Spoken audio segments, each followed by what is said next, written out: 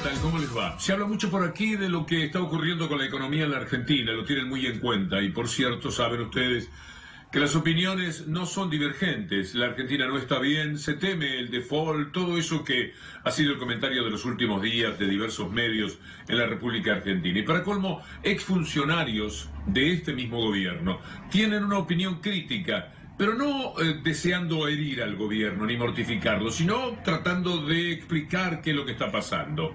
Ha dicho Melconian una cosa que perturba, y es que el gobierno ha gastado como si gastara en un cabaret, por ejemplo, es decir, ha gastado inútilmente mucho dinero. Yo tengo la idea de que en realidad el gobierno ha invertido una enorme cantidad de dinero en que los ricos, sus amigos, la élite, saque el dinero de la República Argentina, si no hay ningún tipo de control. Todos están preparándose para la idea negativa de lo que puede suceder con la economía en el futuro. Ustedes se acuerdan, en el año 2001, Cavallo y sus amigos le avisaron a todos los que tenían mucho dinero que lo sacaron de la Argentina. Los que quedaron adentro fueron los integrantes de la clase media, etc. Ahora, igual, por si no hay un aviso, están sacando el dinero. Lo hicieron este año, lo van a hacer el año próximo, como se decía el otro día por parte de Piñanelli. Es indudable que este es el proceder.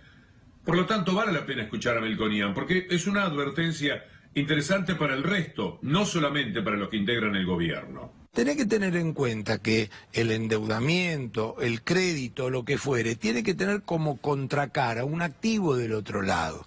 Es la frase de tu vieja que si te sacás un crédito, fíjate si es para un auto o para una casa, no te lo gasté en el cabaret. Es la frase de tu vieja que si te sacás un crédito, fíjate si es para un auto o para una casa, no te lo gasté en el cabaret. Yo no sé si la idea de Melconian viene de los tiempos aquellos en los que se hablaba del Club Boca Juniors y se decía que, bueno, aquí esto no es un cabaret. La Argentina ha gastado, según el punto de vista de Melconian, como si se tratase de eso.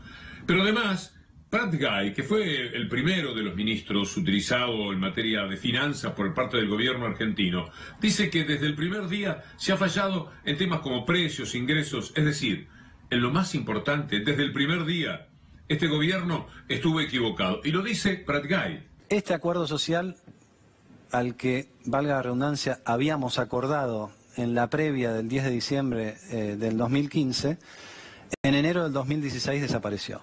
¿Por qué? Porque hubo una decisión política de... Vos decís que esto, durante la campaña, se había pensado en este método. Absolutamente. Explícitamente. A ver, yo lo puedo explicar durante los últimos meses de la campaña. Cuando vos te incorporaste al equipo. Y la explicación era, si íbamos a corregir precios relativos que estaban muy atrasados, teníamos que trabajar sobre las expectativas de inflación. Y la manera de trabajar sobre las expectativas de inflación, como ha sucedido en otros planes de estabilización, era, bueno, pongámonos de acuerdo que durante 6 meses... estos precios se van a mantener más o menos en estos niveles, ¿no? Y eso era la lógica de cualquier programa de... ¿Y por qué no se hizo? No se hizo porque hubo una decisión política de no era el momento de poner al presidente en una situación... A ver, el presidente venía a ser electo, venía con todo el poder, no tenía por qué compartir el poder con otros actores políticos o con otros actores de la sociedad civil. Y como consecuencia de tantos errores, o de gastar en un cabaret, o de no saber absolutamente nada en materia de economía, porque si uno entiende lo que dice Prat Guy, la lectura no puede ser otra, viene el tema de lo que hay que ajustar, de lo que hay que achicar la vida del Estado, aún en la ciudad más rica, que queda para el resto de la Argentina. Si Rodríguez Larreta tiene en la ciudad de Buenos Aires que suspender el ingreso a primer año en comerciales y tiene que suspender la actividad de ciertos liceos. Vamos a ver lo que dice Página 12 hoy en su titular. El regalito de Larreta. El gobierno de la ciudad decidió suspender el ingreso a primer año de 14 escuelas comerciales y reducir la cantidad de cursos en otros 9 liceos y bachilleratos. Hay que decir que esto no ocurría desde 1983, lo dicen los docentes. Por eso es que mañana se va a un paro de actividades y a una denuncia de esto que está ocurriendo en la ciudad de Buenos Aires. Todo esto tiene que ver con los sueños absurdos que se plantearon por parte del gobierno hace pocas semanas, creyendo que todo iba a levantar con simplemente la imagen y el marketing que podía dejarle el G20, que al otro día ya le estaba dando contra, porque inmediatamente los europeos estaban señalando que iban a poner aranceles para el biodiesel de la Argentina. Entonces toda aquella parafernalia, todo aquel ridículo que se hizo con los mozos entrenando coreográficamente, como si fueran bailarines y no personas que tenían que servir la comida. Todo aquello que marca un sentido colonizado de la vida por parte de Macri y de quienes integran el gobierno, no ha servido absolutamente para nada. No vale el marketing cuando lo que está fallando es la operatoria en general del gobierno. Y fíjense ustedes que ni siquiera está acertando con la justicia. Las derrotas han sido varias y las presiones que el gobierno está haciendo en estos momentos también. Hoy la Corte Suprema de Justicia falló 4-1. Solamente la bestia jurídica de Rosenkrantz estuvo a favor del gobierno y no como correspondía de los jubilados, en un tema que no soluciona la problemática de los jubilados y el inconveniente real que han tenido todo el año. La derrota tiene que ver con lo que ganan. Pero aquí va a haber justicia para 150.000 jubilados, y eso para nada está mal. Es lo que votaron 4 integrantes de la Corte Suprema, hasta Hayton de Nolasco. Votó lo que parecía inevitable porque ella además tiene un antecedente de 2009 que le impedía recorrer otro camino. Solamente Rosenkrantz, como para que tengamos muy claro quién es el presidente de la Corte Suprema de Justicia, falló en contra de esta decisión que le permite a los jubilados con el fallo blanco saber que 150.000 de ellos van a cobrar lo que corresponde. Hasta último momento el gobierno estuvo haciendo lo imposible para cambiar ese fallo, con Gravano metido en la oficina de Hayton de Nolasco, que era la única más o menos manejable de esa situación. Pero el gobierno no aprende más en lo que corresponde a un poder ejecutivo con relación a la justicia. El avance que hace contra los jueces que fallaron a favor de los trabajadores de Telam es increíble, es inadmisible. Jueces que dijeron, los trabajadores de Telam tienen razón, ¿por qué la tenían? ¿Cómo los van a echar? De la forma que el gobierno, a través de Canalla Lombardi y de Pausá, intentó hacerlo. 357 trabajadores echaron. La justicia empezó a darle la razón a 5 de ellos, y seguramente esto será el camino a recorrer para otros 150. Entonces el gobierno se espanta y presiona de todas las maneras. ¿Cómo lo hace ahora? Llevando a juicio, tratando de destituir a los jueces que fallaron a favor de Telam. Es inadmisible, es increíble, no se ha visto nunca algo así, pero está sucediendo en la Argentina. Aunque el doctor Zaffaroni, héroe cívico para quien les habla, diga que es inadmisible, no se puede comprender cómo se permite el gobierno atacar a los jueces por sus fallos. Creo que lo que está sucediendo con el Poder Judicial no tiene precedentes. Es decir, yo no creo mucho en la sinceridad de ningún ejecutivo que dice, no, yo quiero una justicia independiente, etcétera. Pero bueno, por lo menos lo dicen. Con una gran sinceridad ha dicho que quiere jueces propios. Realmente eso es inédito. Una cosa es el alegato de oreja. Es el alegato que te hacen a ver si le puedes dar una mano en esto. Distinto es que te amenacen con un juicio político o con una remoción. Y eso no tiene precedentes. No hay precedentes de jueces perseguidos por el contenido de sus sentencias. Esto está sucediendo solamente ahora. Y en el mismo sentido se maneja Félix Kraus, uno de los juristas más importantes que hay hoy día en la Argentina, siguiendo los pasos de la idea lógica que tiene el doctor Zaffaroni. El pedido de juicio político a los jueces laborales Rodríguez Brunengo y Arias Gilbert muestra que el gobierno efectivamente quiere jueces que se subordinen a sus deseos. Parece que era mentira aquella afirmación del presidente que no quería jueces macristas. Son los camaristas denunciados, 2 hombres prestigiosos, y el hecho de que además se trate de un fuero que fue creado para la defensa de los trabajadores, para compensar esa relación asimétrica entre trabajadores y patrones, lo hace todavía una situación más delicada. Uno podría decir el gobierno no aprende más, pero no se trata de entender, sino de lo que se quiere hacer sabiendo perfectamente cuál es la misión que le corresponde al gobierno. Todo lo que presiona a la justicia, como en este caso de Telam, se advierte en el tema vudú. Apareció Gravano desdiciéndose porque había señalado que la prisión preventiva es una irregularidad manifiesta de la vida institucional, ahora diciendo que estaba mal que lo excarcelaran a Vudú. Y apareció la incalificable Laura Alonso. Vamos a recordar con lo que decía ayer. Justamente lo que parece obvio para cualquier persona u oyente que está del otro lado escuchando la radio, evidentemente no es obvio o razonable para sectores de la justicia argentina que siguen desentendidos de lo que la sociedad demanda. ¿Cuál fue el cambio? El tribunal cambió de composición. Apareció una nueva jueza, cambió la mayoría, y esa nueva jueza junto con otra que ya estaba y que no había estado de acuerdo, pero la mayoría del tribunal sí, en mandar preso a Vudú, decidieron excarcelar. Nosotros estamos discutiendo si vamos a llevar adelante una apelación de esta decisión o si directamente vamos a ir a la casación para pedir que con la mayor celeridad posible se le dé trámite a la conformidad del fallo y con el doble conforme Vudú esté preso lo más pronto posible. ¿Cómo será de injusto lo que el gobierno dice y quiere hacer con respecto a Vudú? Que uno de los periodistas que más intentó denunciar a Vudú, con el que siempre estuve en desacuerdo en ese sentido, alguien que usó todo tipo de argumentos en las acusaciones contra Vudú. En el libro Mentime que me gusta, me ocupo en una nota de uno de los ataques más furibundos que realizó sobre Vudú. Pero en aquel momento era la discusión respecto a cuál era la verdad. Se podían tener discrepancias, pero ahora no las hay en un terreno muy importante. ¿Cuál es el de la prisión preventiva? No corresponde. Y esto es lo que Alconada Mon, nada menos, sostiene con relación a Amado Vudú. ¿Está bien que los hayan dejado en libertad? ¿O está mal que los hayan detenido? ¿Te puedo sorprender? Sí. Para mí está bien. ¿Está bien? ¿Pero por qué? Por una cuestión de igualdad ante la justicia. Ajá. Lo que ocurrió aquí es, Vudú se terminó beneficiando, en realidad de manera indirecta, porque al que quisieron proteger es a otro, no a Vudú. Lo quisieron proteger al banquero Jorge Brito. El dueño del banco, sí, sí. Que cuando plantean, lo procesan a Brito y llega un momento en el cual el juez tiene que definir, ¿corresponde la prisión preventiva o no?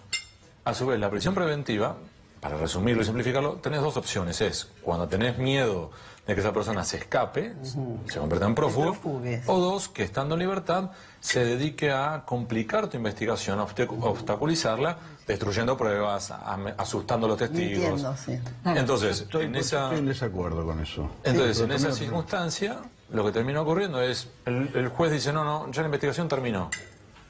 Y entonces ya aquí no hay riesgo de obstrucción de justicia, con lo cual puede quedar en libertad. Y entonces ahí Vudú lo que dice es, perdón, si ya terminó la investigación, no es porque yo estoy acá adentro. Y pide la libertad.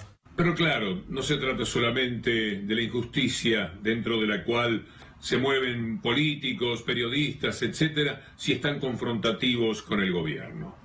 También se trata de los medios de comunicación. Ayer, integrantes de 2 canales comunitarios que tienen el derecho por ley de estar en Cablevisión fueron a protestar. ¿A dónde? A donde tendríamos que ir poco menos que con todas las protestas, porque ellos son los dueños del país. La gente de Clarín se fueron a Canal 13 y allí trataron de explicar su derecho a estar en la grilla de Cablevisión. Por supuesto que después Clarín mintió de todas las maneras con relación a cómo había sido el acercamiento de los trabajadores. No quieren que vayan y le expresen el desagrado, el disgusto que esto genera de una manera inevitable.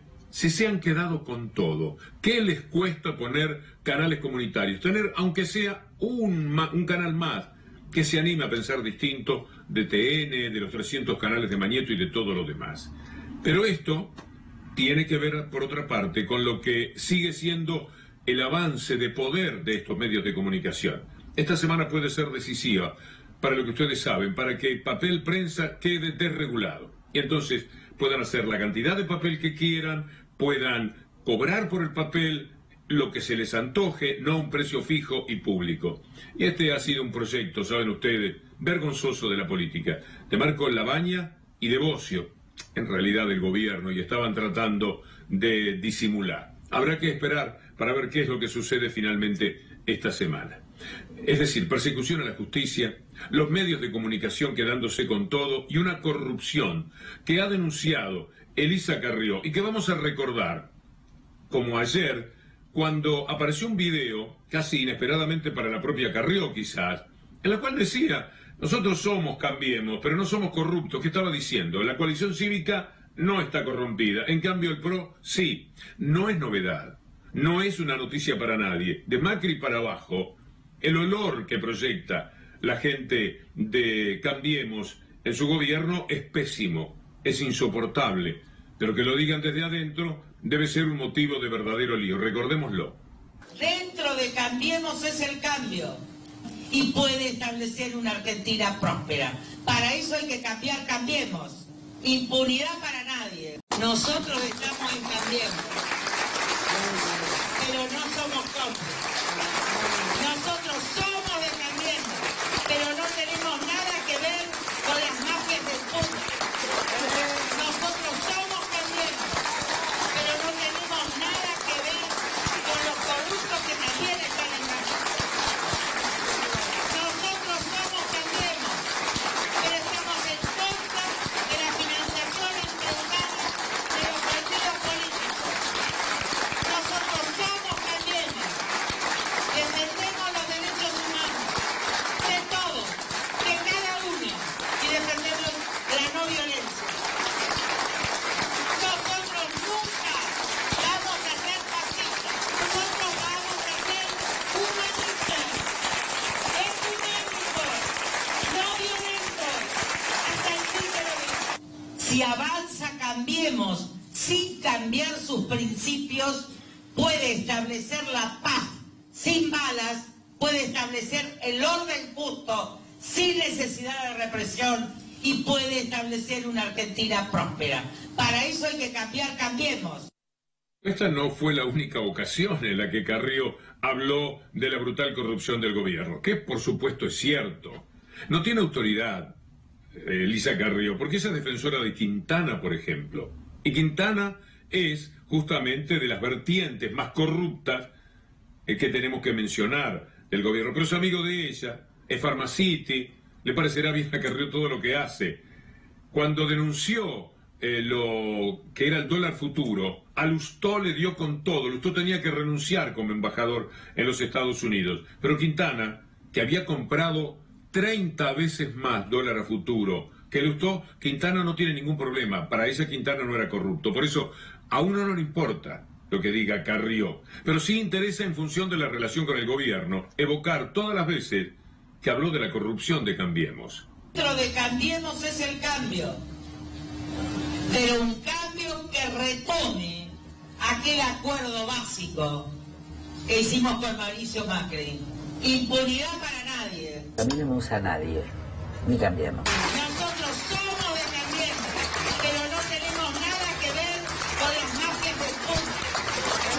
Nosotros somos Cambiemos, pero no tenemos nada que ver con los corruptos que también están en Macri. Presidente, si no tiene a alguien que sea auténtico al lado de él, seguramente lo enredan los corruptos y lo tumban. Estamos en una barca y hay tormenta, pero nosotros estamos sentados en la fila del medio.